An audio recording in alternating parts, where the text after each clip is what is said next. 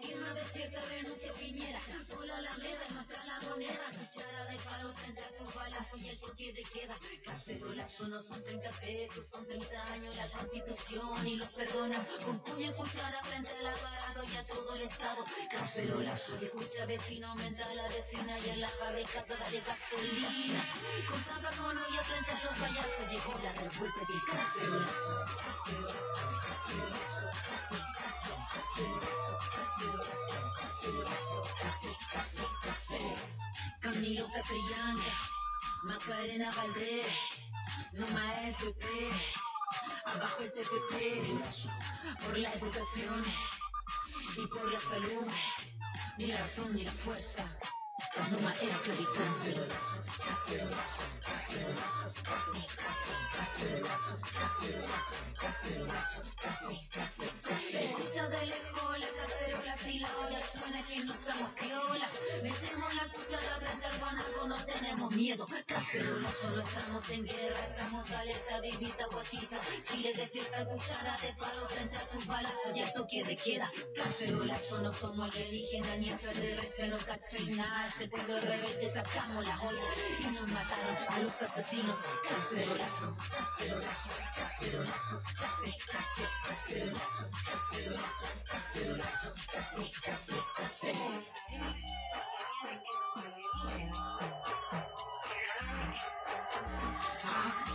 Sí, no nos quitaron tanto, que quitaron el miedo. Apunta, dispara, asesinos del pueblo. Si no hay justicia, no hay paz para el gobierno. Ahora tú dime que eres el violento.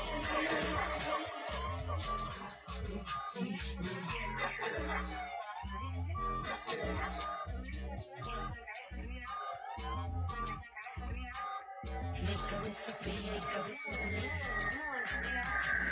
Mi cabeza fría y cabeza fría. Mi cabeza fría y cabeza fría. Mi cabeza fría y mi cabeza fría.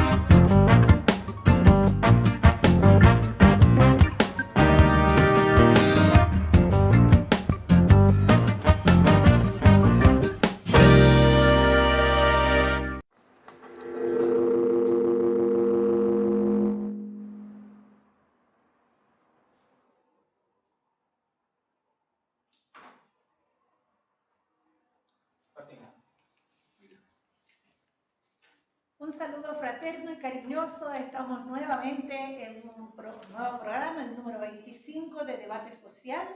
El tema de hoy son las etapas del proceso constituyente y la participación popular. El día de hoy me encuentro junto al compañero de panelista, Luis Mesina, quien está todas las semanas aquí junto a mí, y tenemos un invitado súper especial. Se llama Carlos Pérez Soto. Él es profesor de física, académico, investigador en el área de la filosofía política y las ciencias sociales. Reconocido ampliamente en el mundo político, él es autor de una amplia obra que incluye publicaciones que van desde la filosofía hegeliana a la teoría de la danza. Él es como impulsor del marxismo hegeliano. Después nos podría definir un poquito eso. Así es que aquí estamos, damos inicio, les agradecemos su sintonía a todos los que nos están escuchando, nos están viendo, agradecemos su sintonía. No sé, ¿podríamos partir del tiro, Luis?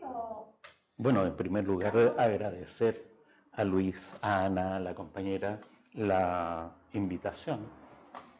No, muy contento de tener a Carlos una vez más debatiendo temas tan importantes en el contexto de lo que está viviendo Chile. Lo discutíamos, lo conversábamos antes de empezar el programa. estamos enfrentados a un desafío gigante este año, quizás uno de los desafíos más grandes de los que se tenga memoria, por lo menos los que estamos vivos. Algunos historiadores han señalado que estamos viviendo una etapa más compleja, más controvertida, pero al mismo tiempo más desafiante. Lo dicen desde Gabriel Salazar, Sergio Grez, Mario Garcés, distintos historiadores. El estallido social chileno tiene ciertas características que no se pueden comparar con otros. Bueno, cada movimiento político social responde a sus propias realidades, pero este en particular, el chileno, ha sido objeto de análisis de distintos investigadores. Ha venido acá a entrevistarnos nosotros de Economy, Financial Times, The Guardian, prensa alemana, española, porque le ha llamado profundamente la atención, a diferencia del movimiento de chaleco amarillo en Francia, los trabajadores en Hong Kong, que también ha sido muy intensa, la particular violencia. Entonces queremos preguntarte, Carlos, tu análisis ha sido siempre permanentemente un análisis bien riguroso, controvertido, muchas veces objeto de polémica, que creo que es muy bueno hoy día generar polémica. ¿Cómo ves la situación política hoy día? Ha bajado un poco la intensidad porque estamos con mucho calor y ya estamos terminando el año. El año termina siempre en enero, el año político empieza en marzo. ¿Cómo es el panorama? Lo que yo creo es que este es un movimiento interesante. Tú lo comparabas con Hong Kong, con lo que pasa en Francia, por la radicalidad de la demanda. Acá todo el mundo tiene perfectamente claro que se trata de las pensiones, pero también de la salud, de la educación, de los caminos, de los peajes, de la distribución urbana. Es decir, es un movimiento que no tiene una demanda central en que prácticamente se está pidiendo todo, es decir, se está pidiendo que caiga el modelo neoliberal implícitamente. Y es por esa transversalidad de la demanda que se ha canalizado a través de cambiar la Constitución, que este no es un movimiento que se empezó para cambiar la Constitución. De hecho, el intento de cambiar la Constitución tiene ya unos 10 años, por lo menos, y nunca ha habido una marcha de 1 millón de personas para cambiar la Constitución. No, acá se juntó 1 millón en Santiago y otros 3 millones a lo largo de todo Chile para cambiar el modelo neoliberal.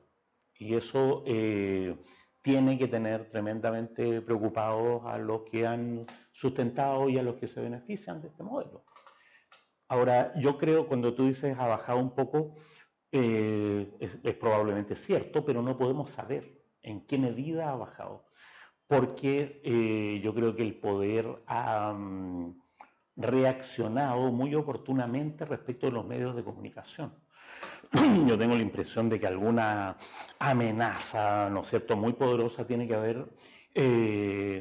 haberse realizado, porque este es un movimiento que desapareció de los medios de comunicación, incluso de acá, qué sé yo, el Desconcierto, el Mostrador, la Bio Bio, que parecían medios alternativos, de repente clausuraron todo el movimiento. Entonces, yo creo que los que protestamos no tenemos clara conciencia de cómo este movimiento sigue en todo Chile, en cada ciudad de Chile. Hay cabildos ciudadanos, de repente hay barricadas, ¿no es cierto? En cambio, el gobierno sí lo tiene claro. Y entonces estamos en una desproporción que es bien interesante. El gobierno tiene mucho más miedo de lo que pueda pasar que la confianza que tenemos nosotros en el movimiento. Claro, bueno, a través de Carabineros tiene, claro, todo el país tiene la información a tiempo real. Justamente. Y te queríamos preguntar acerca de este acuerdo, famoso acuerdo por la paz y recesión. ¿Qué reflexiones te deja? O sea, este acuerdo que fue como cuando estaba lo más álgido de la protesta social, se juntan y se quedan como jamás nunca lo habían hecho ciertas personas que a lo mejor no tenían la representación que se arrogaban. Yo creo que acá están corriendo un riesgo muy grande, que es el riesgo de estirar el chicle hasta que la gente vuelva a estallar violentamente. Desde el punto de vista del poder, de los grandes empresarios, aquí lo que hay que hacer es aplacar un poco el movimiento, pero lo han hecho con una torpeza extraordinaria. El riesgo que están corriendo es que esta nueva constitución aparezca marcada desde el principio como ilegítima. que aparezca marcada como ilegítima, primero, por la manera en que se generó ese acuerdo, que no representa a nadie, segundo, por la rapidez, ¿no es cierto?, y esa armonía sospechosa con que se han ido aprobando reformas constitucionales sin preguntarle a nadie. Solamente entre ellos, ¿no es cierto? De repente las reformas constitucionales van a quedar tan amarradas que la gente podría en algún momento percibir que todo esto es una trampa y se les cae todo el escenario. Entonces, yo creo que el acuerdo y las reformas que se han establecido son de una torpeza infinita desde el punto de vista del poder. Sin embargo, son lo suficientemente férreas como para trabar justo lo esencial, que es si vamos a poder con esta nueva constitución remover las bases del modelo neoliberal. Lo han hecho de tal manera que esa es una perspectiva que se ve cada vez más difícil. Se aprecia quizás como síntoma o característica de este proceso de estallido o rebelión, como le han llamado otros, que estamos enfrentados a una suerte de desgobierno. En el pasado lo llamábamos así. Hoy día yo creo que hay una crisis del régimen político como nunca antes. Yo por lo menos no aprecio haber visto una decadencia tan grande de las estructuras o de las instituciones que conforman el régimen político, ni siquiera previo al golpe de Estado del 73. Aquí no hay ningún instituto, no están las Fuerzas Armadas, Carabineros, Ejército, Iglesia Católica, Iglesia Evangélica, Poder Judicial, Congreso, que ya está en el suelo, partidos políticos, gobierno. Entonces, ¿qué institución? Golpeamos, ¿qué institución puede salvar a Chile? Ninguna. No, la SOFOFA. El cuerpo de bomberos. Sí, los empresarios están desacreditados completamente. No, pero usted está pensando en salvar Chile democráticamente. El sindicato que existe, claro, de la SOFOFA, la Confederación de la Producción y el Comercio. Entonces, esto es un síntoma nunca antes visto. Entonces, yo estoy de acuerdo en parte de lo que tú señalas. Claro, el poder se junta para salvar al Estado. Para salvar al modelo. Salvar el modelo. Pero ocurre que no tienen capacidad de seguir salvando, porque entonces alegan o esgrimen el fantasma, la práctica histórica, asustaste. Si sigues protestando, vamos a llamar a las Fuerzas Armadas para que venga un golpe de Estado, entonces sé prudente. Pero no hay ambiente para un golpe de Estado, porque la gente no teme. O sea, la carta de las Fuerzas Armadas se la jugaron y hicieron el ridículo. Exactamente. Hicieron y las el Fuerzas Armadas ridículo. no creo que estén es complejo. No tienen capacidad operativa. Exacto. Para controlar. Ahora, claro, cuando tú piensas en salvar el país, piensas en salvarlo democráticamente. Aquí este país, lo que tiene que salvarse de este país es el modelo neoliberal. Y los encargados de salvar el modelo neoliberal son los empresarios, y los empresarios son los que hacen lobby en el aparato del Estado. Lo que yo creo desde el punto de vista del poder, porque ¿quién es el poder? El poder es Luxig, es Paulman, el poder es Solari, qué sé yo, el poder no es la Cámara de Diputados ni el Parlamento, no es los tribunales o el Tribunal Constitucional, no, esos son instrumentos. Mate, Angelini. Entonces, yo creo que el poder tiene que administrar este conflicto, porque la carta de reprimirlo, ya se ve, sacar a los milicos, militarizar a la policía, no resulta, y peor, crea anticuerpos que hacen crecer el movimiento en vez de disminuir. Entonces, la administración tiene que consistir en darle a la gente algo que permita una sensación de desahogo, ganamos algo. Yo el otro día en una charla que di en Pedro Aguirre Cerda decía, yo creo que una buena movida que puede hacer el poder acá es derrocar a Piñera. Claro. Es decir, darle a Piñera, entregar a Piñera para que la gente salga a la calle, ¿no es cierto?, a decir ganamos, ganamos, cuando en realidad no se ha ganado nada. En este minuto que caiga Piñera sería un daño para el movimiento, porque daría una falsa impresión, permitiría administrar la radicalidad del movimiento. Después de la caída de Piñera, ¿no es cierto?, todo el mundo político nos diría, ¿y ahora qué quieren? Como si el objetivo de este movimiento fuera echar al presidente de la República. Ese es un tema interesante en el debate, porque hay quienes nos interpelan al movimiento social que lo fundamental hoy día es la consigna fuera Piñera. Claro. Es que es la misma consigna que se repitió el año 88 cuando después del plebiscito decíamos fuera Pinochet. Claro. Y ganamos, y resulta que al final, claro, ganó el no después, pero en realidad lo que se aplicó durante tantos años fue la política del sí. Entonces nos pueden hacer lo Podría mismo. ser la carta justamente, bueno, la aplicación de Piñera, pero la entrega de Piñera podría ser justamente una maniobra para hacer trampa. Justamente, el arcoíris por arriba, el modelo neoliberal por abajo. Bueno, Yo creo que en ese sentido nosotros que hemos tenido que irnos haciendo expertos en letras chicas y en administración de conflictos, tenemos que estar precavidos para la manera en que esto se va a administrar, para la letra chica, no para lo que se ofrece, no para el ofertón, ¿no es cierto? Porque ya lo hemos ido viendo, el ofertón en salud, en educación, en pensiones, encontramos rápidamente las letras chicas. Estas cuestiones trampas y son, porque no ofrecen nada en el fondo, entonces son fácilmente denunciables. Una operación política, como quitarle el respaldo al presidente de la República y obligarlo a renunciar, es más difícil encontrarle la letra chica, porque la gente identifica al presidente de la República con el poder, no hace la diferencia. El presidente en realidad está ahí en representación de un poder del cual él como persona, ¿no es cierto?, como gran empresario forma parte. Pero aquí Blumel podría, ¿no es cierto?, como vicepresidente, y si echan a Piñera en este minuto, habría un vicepresidente y sería Blumel. Un presidente joven, nuevo, no político aparentemente, meramente técnico, dispuesto a conceder, qué sé yo. Entonces, esa operación política es más sutil y ahí hay que aprender a diferenciar eso. Hay que aprender una vieja lección. Nosotros estamos acostumbrados a la lógica pinochetista de que los conflictos sociales se reprimen. Tenemos que acostumbrarnos a una lógica distinta en que los conflictos sociales se administran. La represión cumple un papel.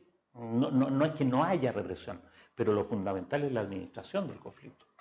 Y respecto a lo mismo, ¿podríamos de alguna manera superar este marco establecido ya por este acuerdo que claramente no goza del aplauso, de la aprobación de la mayoría de la gente, pero que es lo que tenemos, esta bendita convención constituyente, para que se acerque lo más posible a una asamblea constituyente? Sí, hay una coraza, ¿no es cierto?, de una jaula de fierro que no se puede mover, que es que sea cual sea el acuerdo al que se llegue, tiene que ser a través de una reforma constitucional. Hay que reformar la Constitución para mejorar las condiciones de plebiscito, hacerlo más democrático, etc. Y la derecha real, o sea, la que dura hasta el PPD, ¿no es cierto? No, la derecha, no la UDI, no Renovación Nacional, la derecha amplia, digamos, la derecha neoliberal, tiene los 2/3 del Parlamento para hacer la reforma constitucional que quieran. Entonces ahí la pelea es presionar al Parlamento para ciertas reformas constitucionales que faltan. Falta la paridad, falta los delegados constituyentes de los pueblos originarios, falta que los independientes puedan formar listas y una cuestión que es muy importante, que las listas de independientes puedan formar parte de sus pactos.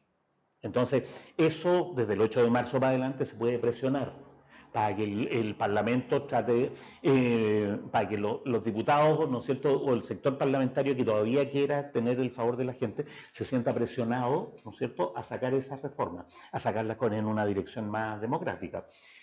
Pero yo creo que hay algo que se puede pedir a lo largo de la mitad del año, porque las reformas constitucionales se pueden hacer hasta junio. Ahí hay un plazo.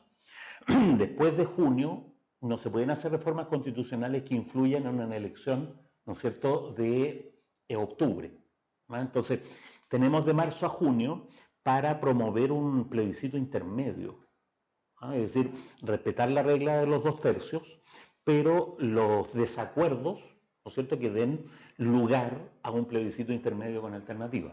Entonces, no tenemos la alternativa de no meternos en el juego de las reformas constitucionales. Esa alternativa yo creo que no es viable, hablando como con los pies puestos en la tierra. La alternativa que tenemos es que la presión social corre el cerco de las reformas constitucionales que se están haciendo. Bueno, eso es un debate que merece un análisis, yo diría, profundo, pero al mismo tiempo urgente, porque estamos contra el tiempo. Hay certeza, lo hemos dicho ya reiteradamente, la certeza que tenemos el 26 de abril. Claro. El 26 de abril hay una fecha. Y tenemos la certeza de que vamos a ganar los 2 plebiscitos.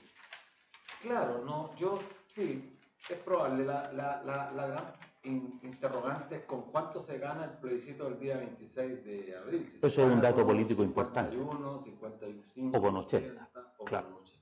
Claro. O sea, por eso la derecha está haciendo propaganda por el no. No porque crean que va a ganar el no, porque todas las encuestas dicen que va a ganar el sí, sino porque quieren estrechar la diferencia, Claro. ¿cierto? Ahora, yo veo que la posibilidad de una convención mixta es simplemente ridícula. No, eso no.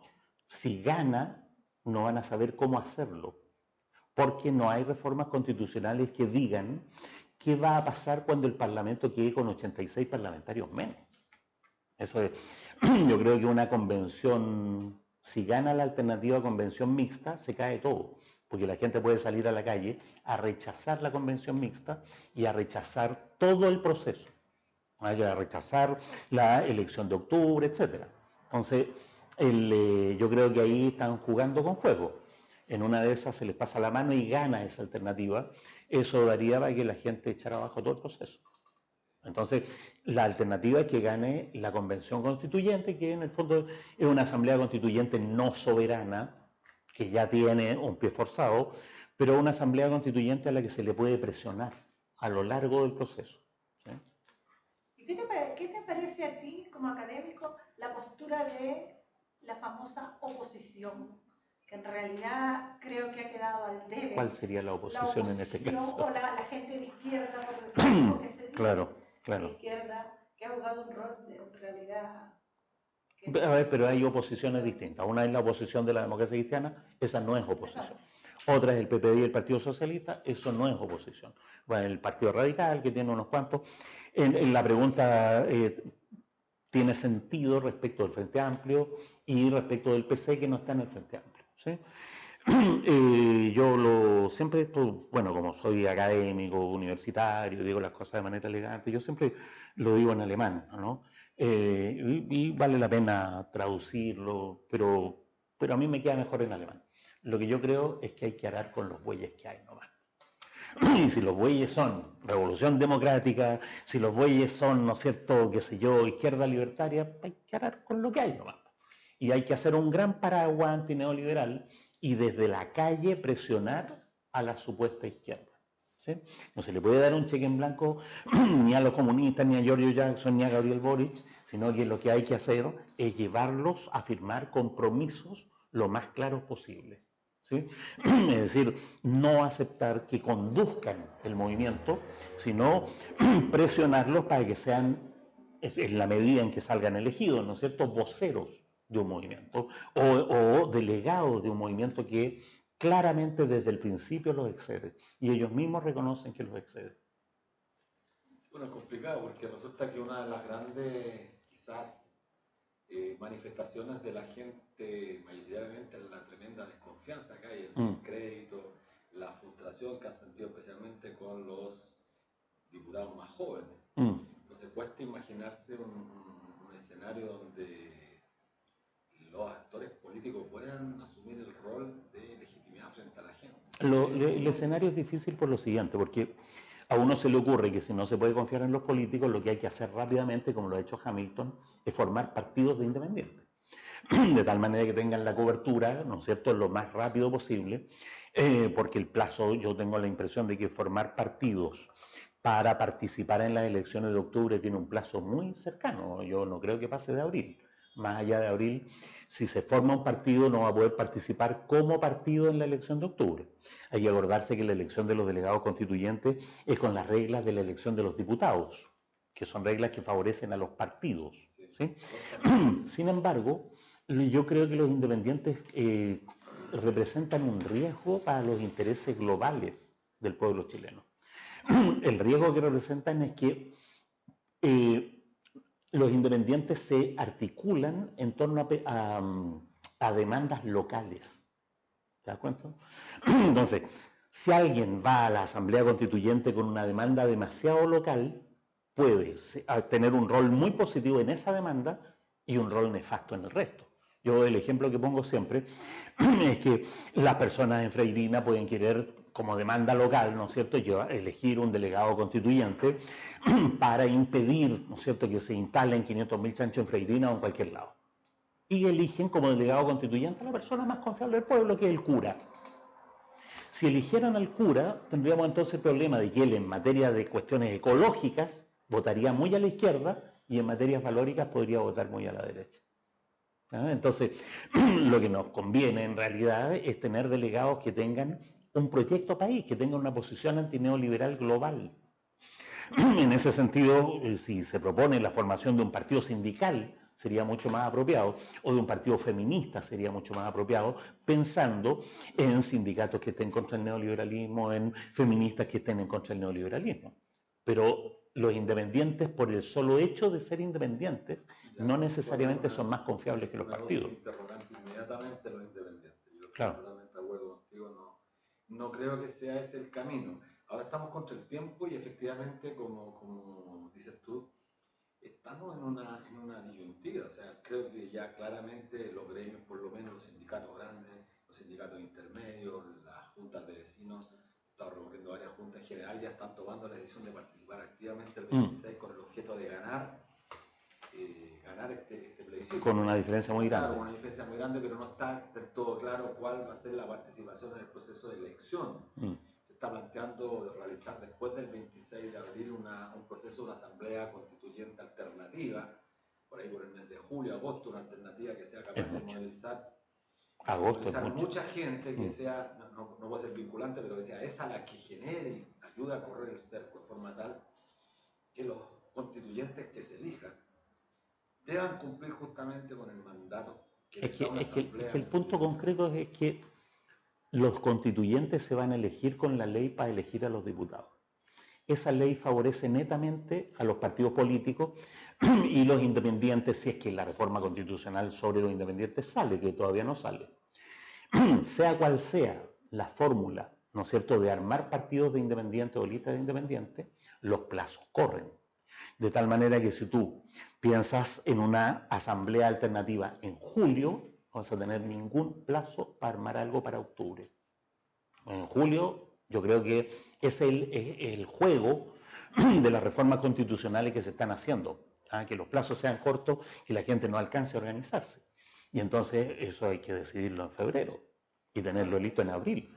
¿Te fijas? Porque si lo aplazas para julio, las reformas constitucionales que podrían afectar a la convención constituyente solo pueden ser hasta junio. Entonces, todo está hecho, por eso hicieron el acuerdo en rápido, para que sea lo más rápido posible. Ahora, lo que yo creo es que los partidos del Frente Amplio y el Partido Comunista, son presionables, son susceptibles a la presión ciudadana. Entonces, hay que hacer un emplazamiento hacia los partidos que ya existen, para que, por ejemplo, acepten independientes calificados, ¿no es cierto?, dentro de sus listas, ¿sí? Para que el PC presente gente dentro de la lista del PC que nos merezca más confianza, ¿no es cierto?, que los parlamentarios que tiene el PC en este minuto. Eso hay que hacerlo en la calle. Es decir, yo creo que en este minuto, hasta ahora, ha sido muy bueno quitarle el piso a los partidos, pero estamos frente a un proceso en el cual vamos a necesitar hasta el último voto, hasta la última orgánica, para lograr lo que yo creo que hay que lograr, que es 1/3+1. 1/3+1 duro, antineoliberal, que permita bloquear todos la mayoría neoliberal que de hecho va a haber en la Asamblea. ¿Por dónde debería ir la discusión para desmontar las bases de este modelo en este nuevo proceso? Yo creo que hay cosas muy, muy claras y muy inmediatas. Hay que golpear el modelo neoliberal en lo que le duele, no en lo periférico, no en lo que se puede dar con letras chicas. Y lo que le duele al modelo neoliberal son las concesiones mineras, en primer lugar. Si tuviéramos 2/3, deberíamos hacer una constitución que permita derogar las concesiones mineras sin pagar ni un peso. Y eso hay que ponerlo en el centro de la discusión, aunque no sea viable. Eso tiene que estar en el centro de la discusión para que la discusión sea sobre el modelo neoliberal. No es cierto, sobre el área chica y la letra chica. En segundo lugar, lo que le duele al neoliberalismo son los fondos de pensiones. Entonces tenemos que tener una constitución que permita la administración pública de los fondos de pensiones. En tercer lugar, la elusión tributaria. una constitución que le prohíba al Estado dictar medidas, mecanismos de elusión tributaria en cualquier monto, o de, qué sé yo, estos perdonazos de impuestos internos a las grandes empresas. Y yo agregaría una cuarta cosa, una constitución que le prohíba al Estado avalar deudas privadas. Es decir, avalar la deuda que los bancos han contraído en el mercado financiero internacional. No, me parece relevante también. No sé, mira, tú tenías una pregunta, pero creo que efectivamente hay que colocar temas que sean justamente los relevantes respecto de los pilares sobre los cuales se ha construido y fortalecido el modelo de absoluta desigualdad en Chile. Y por cierto, el tema de las concesiones mineras, el tema de los fondos de pensiones, el tema del agua también creo que son aspectos sustantivos de la demanda que hay que intentar recuperar en la nueva Carta Fundamental. Mira, el problema que tengo yo de perspectiva es que durante 30 años hemos pedido salud y educación, es decir, pensiones, es decir, hemos pedido sobre los efectos del sistema, no sobre los pilares del sistema. Porque aquí lo que podría ocurrir es que se centre la discusión en los derechos económicos sociales y resulta que los derechos económicos sociales son administrables por el neoliberalismo. Lo que yo siempre digo, el Estado podría aumentar el gasto en educación al doble o al triple. ¿Por qué? Porque el gasto estatal en educación va a parar a bolsillos privados. Entonces, aumentar el gasto en educación no pone en jaque al neoliberalismo. Aumentar el gasto en salud no pone en jaque al neoliberalismo. Lo que habría que hacer es cambiar el sistema de salud. La administración neoliberal de los hospitales, de las universidades públicas, etc. ¿Sí? Entonces, yo creo que hay que centrar la discusión, porque esto vamos a tener un año de educación política masiva. Entonces, educar a los chilenos, ¿dónde está el problema? ¿Cuál es el núcleo del problema? ¿Y qué pasa o cómo deberían quedar los tratados internacionales en una nueva... Yo creo que eso es tan importante que lo primero que el acuerdo famoso, originario, estableció es que la Asamblea Constituyente no puede derogar los tratados. Eso nos dijeron, no se podrán derogar los tratados que haya firmado Chile, como si fuéramos a derogar los derechos del niño, digamos. ¿Qué tratados son los que les interesan? Los tratados de libre comercio. Entonces, deberíamos lograr una constitución que permita derogar en lo pertinente, porque los tratados se pueden renunciar por partes, en lo pertinente, todos los aspectos de los tratados de libre comercio que comprometen la soberanía nacional, una constitución que obligue a someter a plebiscito cualquier compromiso internacional de Chile. Queremos derechos de los discapacitados, no es automático, plebiscito, y lo ganamos por un 90%, pero plebiscito. ¿Por qué? Porque si todos los tratados son sometidos, ¿no es cierto?, a plebiscito, ahí caen también los tratados que nos amarran a la Organización Mundial de Comercio, al mecanismo internacional de diferencias económicas, que un tribunal privado, ¿no es cierto?, para que las empresas privadas reclamen, etc. No, por supuesto, eso creo que es relevante y va a formar parte del debate que necesariamente tiene que hacerse para politizar mucho más el país y para que a la gente le haga sentido este concepto de la soberanía. Porque efectivamente lo que han hecho los tratados de libre comercio es hipotecar la soberanía, permitiendo la libre circulación del capital, que eso es lo que fundamentalmente han buscado, no es el libre tránsito de las personas, el libre tránsito de las mercancías, porque de todas formas las mercancías tienen ciertas restricciones.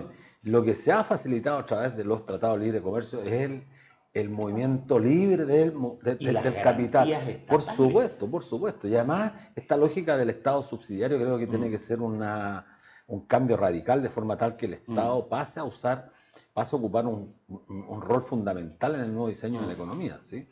Ahora, yo creo que estamos frente a un escenario que es muy difícil y que probablemente nos va a llevar a una constitución muy parecida a la actual.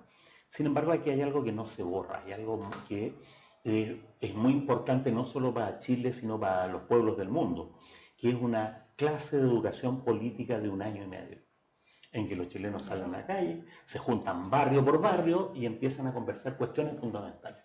¿Por qué la Constitución? ¿Por qué las AFP son privadas? ¿Qué sé yo? ¿Sí? Eso yo, desde la época de la Unidad Popular, que no había un periodo de politización tan largo y además sobre aspectos tan radicales como el que ha ocurrido hasta ahora y el que debería seguir ocurriendo, porque lo que yo creo es que hay que mantener la movilización social durante el funcionamiento de la Asamblea Constituyente para presionar a los delegados constituyentes en primer lugar, pero la movilización no solo va a hacerse presente en la calle, sino esta movilización que los medios de comunicación nunca muestran, que es que la gente pide gente que vaya a explicar cosas fundamentales. Pide que las personas de No Más AFP vayan barrio por barrio explicando, que las personas de salud vayan barrio por barrio explicando. Esa cuestión es muy profunda y aún en la peor de las constituciones que obtengamos, esa cuestión no se va a perder. Hay un tema relevante que creo que es menester darle una vuelta. Mira, ¿qué apuesta hace la derecha más conservadora? Pero no solamente la derecha más conservadora. Muchos partidos internacionales, muchos partidos políticos del exterior, medio importantes como The Economist, por ejemplo, señalan que la violencia que se desate de aquí hasta el 26 de abril, en la medida que aumente, favorece abiertamente a los sectores más conservadores del país. Por lo tanto, mucha gente se restaría de participar en un proceso si hay mucha violencia, permitiendo que la derecha pueda ganar, es decir, ganar el no. Es un escenario que apuesta, incluso la UDI que ha señalado, sectores más vinculados a CATS, suspender el plebiscito por la violencia. Ese es un tema que está planteado. Bueno, acá como yo no voy a ser delegado constituyente y no tengo que defender votos ni sobarle el lomo a nadie, está el problema de la primera línea. Está el problema de que hayamos puesto como héroes, ¿no es cierto?, de estas manifestaciones, precisamente a los que los medios de derecha apuntan como los violentistas. Entonces ellos los apuntan como violentistas y nosotros los ensalzamos como héroes, ¿sí? Y esa es precisamente la estrategia de la derecha. Es decir, estamos privilegiando como actores centrales de un proceso que excede largamente las barricadas, que excede largamente a los secundarios. Estamos poniendo justo a los héroes que la derecha necesita, ¿sí? Lo que yo creo es que hay que tener un diálogo, ¿no es cierto?, con todas las izquierdas, con todos los sectores sociales.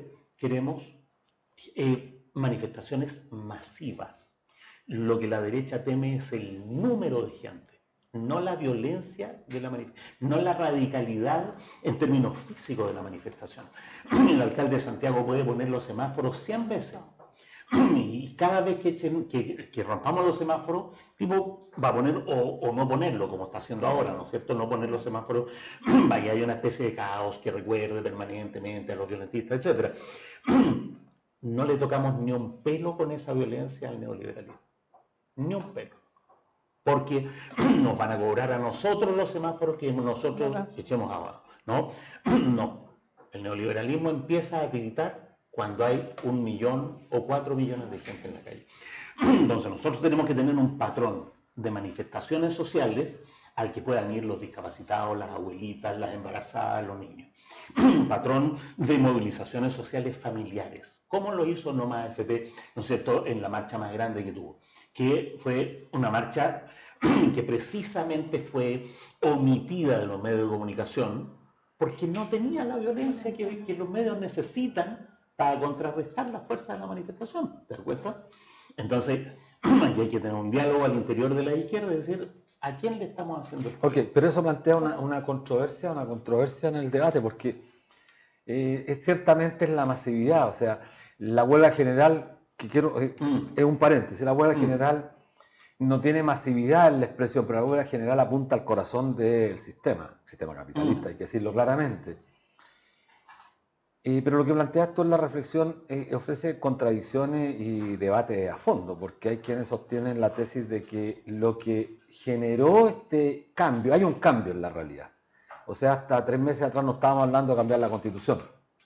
Hace 3 meses atrás no nos imaginábamos todavía que la derecha iba a estar dispuesta... Pero la pregunta de fondo es ¿quién quemó el metro? Correcto, espérate. Pero, no, sí, está bien, mira, pero el razonamiento es que hace 3 meses atrás jamás se habría pensado que este gobierno iba a otorgar 3 puntos a reparto que atenta contra su filosofía. Está muy bien. Eso se ha ganado. Te doy mi teoría. Pero voy al tema central. La pregunta es, ¿Fue la violencia concreta de quemar los supermercados? ¿Fue la No. violencia del metro lo que hizo el cambio? ¿O fue la multitudinaria expresión ciudadana? Yo Entonces, creo que, por ahí si creo uno que... considera, como decía hasta hace un rato, que cada comisaría de Chile manda un informe al Ministerio del Interior acerca de la protesta que hubo, ¿no es cierto?, en Taltal, en Freirina, en Temuco, ¿no es cierto?, en Castro, ¿sí? Si uno considera eso, yo creo que es la masividad lo que asustó al gobierno, ¿sí? No la radicalidad que nosotros vemos en Santiago y que aparece en el Mercurio. Esa es mi apuesta, porque creo que el poder se asusta cuando hay eventos políticos, y el evento político es todo un pueblo en la calle. El No, evento estoy de acuerdo, político estoy de no es la acuerdo, cantidad de barricadas, ¿sí? Ahora, pero vayamos al hueso del asunto. Yo tengo una teoría acerca de quién quemó el metro, ¿ya? Y del efecto. Ah, Yo creo que se les interesante. pasó la mano. Yo creo que el metro lo mandaron a quemar los chinos, porque aquí Chile vale por el litio. Y lo que se está negociando debajo de todo esto es el 75% de las reservas de litio que no se han concesionado y que están ahí esperando. Hicieron una larga operación política, ¿no es cierto?, y económica para sacar de la cancha a Ponce Lerú. Los chinos le compraron una parte a Ponce Lerú y queda un 75% del litio. ¿Pero por qué tiene que ver el concesionar. metro con el litio? El punto es, negociamos el litio y entonces ahí nuestro presidente, que se va de boca a cada rato, lo dijo 2 veces. Estamos enfrentados a un enemigo grande y poderoso, primera vez, se fue de lengua, y estamos enfrentados a un enemigo que tiene medios altamente tecnológicos. Se fue de lengua. Y entonces uno piensa en los trotskistas y dice grande y poderoso, altamente tecnológico, que eso no es la izquierda, ¿sí? Los chinos trataron de pasar un mensaje, igual como lo hicieron Ortega con el canal de Nicaragua. Ortega no quería entregar, había concesionado, estaba haciendo trampa, ganó las elecciones con un 60% y en 2 meses bajó al 10%. ¿Por qué? Porque le armaron una sonada popular. Lo que pasa es que se les pasó la mano. Se les pasó la mano. Gallo. Yo creo que el atentado del metro estaba preparado para hacerlo como el de Atocha, para hacerlo como el de las Torres Gemelas. Hay un estallido social, gallos queman el metro y estalla todo Chile. Y ahora no hayan qué hacer con eso, porque hasta los propios chinos corren el riesgo de que la nueva constitución prohíba las concesiones mineras. Eso no importa. Entonces, pero lo que falta aquí en los análisis políticos es precisamente eso: imaginación, audacia. No hay ningún sector político chileno capaz de quemar 16 estaciones de metro simultáneamente. Sí, en eso estoy de acuerdo contigo. Sí, Y entonces resolvamos el misterio, hagamos hipótesis de fondo. Correcto. La hipótesis de fondo es que los poderes transnacionales trataron de presionar al gobierno y se les pasó la mano. Y ahora todos, incluyendo a los chinos, pálidos, porque a lo mejor el modelito, ¿no es cierto?, se les puede ir de la mano. Yo creo que se les sigue pasando la mano. Y que si estiran la cuerda de la violencia y tratan de suspender el plebiscito, va a haber otra rebelión más Sí, grande. mucho menos. Bueno, estamos llegando ya al final del programa. Hemos estado con el profesor largo tiempo. Vamos a hacer oídos de lo que usted nos recomendaba, la movilización social. Por esto, este viernes, mañana, tenemos una marcha por No Más FP. A las 6 de la tarde partimos de la casona central de la Universidad de Chile hasta la Plaza de la Dignidad. Los invitamos a todos. Aquí, en la lucha de las pensiones, estamos todos, y la lucha de las pensiones tiene cara y rostro de mujer. Y por tanto invitamos a las trabajadoras, pobladoras, estudiantes a participar, a marchar. Y está comprobado, Luis Mesina, que cuando hay movilización las AFP igual tiemblan porque Así caen es. sus inversiones. Bueno, así es, yo creo que tenemos que seguir en este debate a fondo, como bien decía Carlos, levantando hipótesis, tratando de comprobarlas, de echarlas abajo la hipótesis, pero lo que no podemos dejar de hacer es pensar, imaginarnos lo que ha pasado, pensar mucho más profundamente, y eso solo es posible deliberando, debatiendo. Creo que este es lo mejor que nos ha pasado en los últimos años, que estamos empezando a debatir. Ahora, lo más importante que se ha dicho, no hay que bajar los brazos, hay que seguir movilizados, eso implica seguir moviéndonos, seguir pensando que tenemos un plazo acotado, que es el 26 de abril, es una meta importante, hay que pasar esa valla con las grandes mayorías, y a partir de ahí cualquier cosa puede pasar. ¿De qué depende? Depende de la fuerza y la capacidad que tengamos todos. Así que bueno, el debate social lo esperamos el próximo jueves a la misma hora, y esperamos ir creciendo en audiencia estos medios son medios alternativos. Debate social es un espacio y una apuesta. Así que muchas gracias a todos. Muchas gracias por la invitación. Agradecemos Muchas al gracias, profesor Carlos. Carlos Pérez. Gracias.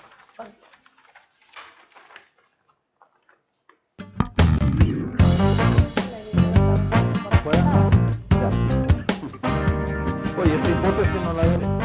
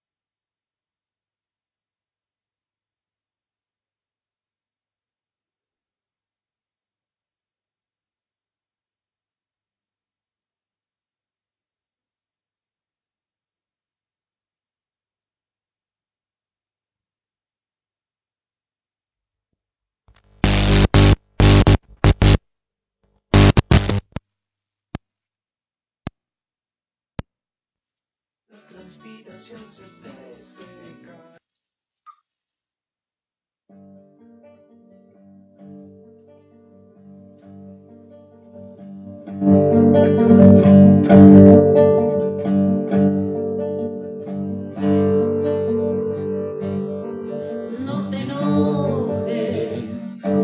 enojes, la que el viejo